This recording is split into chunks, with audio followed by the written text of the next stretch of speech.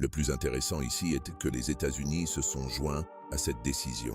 Cela signifie que les Storm Shadows franco-britanniques peuvent désormais voler vers des régions de Russie bien au-delà du SVO et les ATACMS américains et même les Taurus allemands, que l'Allemagne ne semblait pas avoir l'intention de fournir, mais qui, pour une raison quelconque, s'est jointe à la levée des restrictions, sont apparemment toujours en cours de préparation pour la livraison.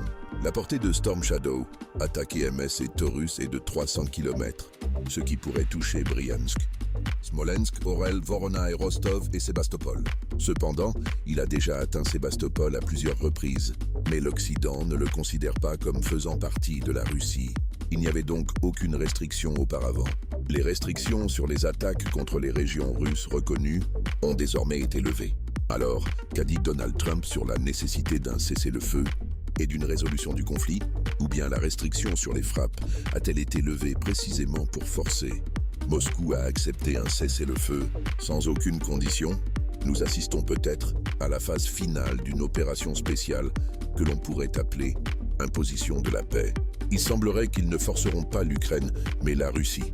Conclusion globale.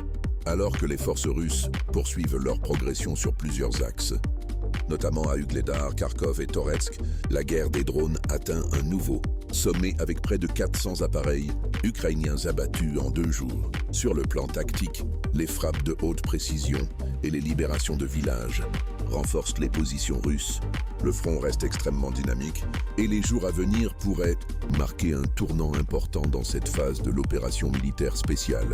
Nous continuerons de suivre chaque évolution avec rigueur. L'ensemble des décisions prises par l'Occident annonce un tournant décisif dans la dynamique du conflit. Les livraisons de F-16 de drones en masse, la mise en place d'une coalition de guerre électronique et les milliards d'euros injectés par l'Allemagne traduisent une volonté occidentale claire: accélérer la pression militaire sur la Russie. Mais c'est la levée des restrictions sur les frappes en territoire russe qui change fondamentalement la donne. Elle transforme la guerre défensive de l'Ukraine en une stratégie de projection offensive susceptible d'atteindre les profondeurs du territoire russe. Derrière cette montée en puissance, une logique se dessine, forcer Moscou à négocier. Non pas en position d'égale, mais dans une posture de recul stratégique.